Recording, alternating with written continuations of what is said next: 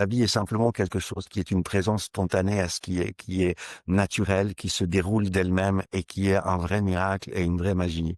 Et nous marchons tous sur le chemin que, pour ma part, je l'ai baptisé médecine mystique.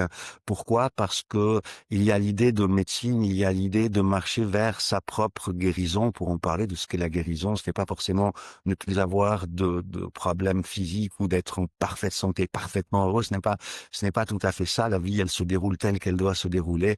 Mais l'idée de la guérison, c'est de rentrer dans ce qui est appelé le yoga, l'union, la joie profonde, la joie sans cause, ce qui est une compréhension des mystères de la vie et vivre les mystères de la vie pleinement et entièrement.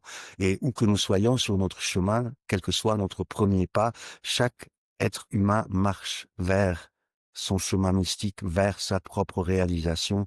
Et il n'y en a pas qui sont spirituels ou non spirituels, des entreprises spirituelles ou non spirituelles.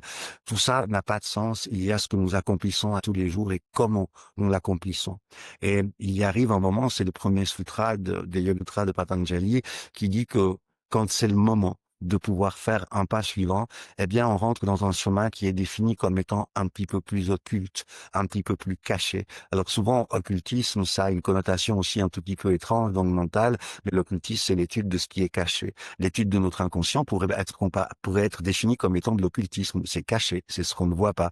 L'étude des symboles, de symboles, on dit mystiquement que c'est le langage des dieux, donc on essaie de comprendre les mots symboles qu'il y a autour de nous pour les changer. Pour faire quoi? Simplement pour apprendre à nous équilibrer, pour apprendre à équilibrer notre quotidien pour qu'il devienne, pardonnez-moi, plus paisible, plus en joie, qu'il puisse se réaliser avec ce que nous choisissons de faire. Et donc, nous travaillons à l'intérieur de nous sur l'ensemble de la philosophie Shankya Yoga, c'est-à-dire la philosophie de ce qui est enseigné dans les Yoga Sutras de Patanjali, de mettre en place les notions psychologiques, les notions morales, les notions éthiques, les notions d'équilibre, mettre en place des pratiques qui nous aident à intégrer l'énergie à l'intérieur de nous.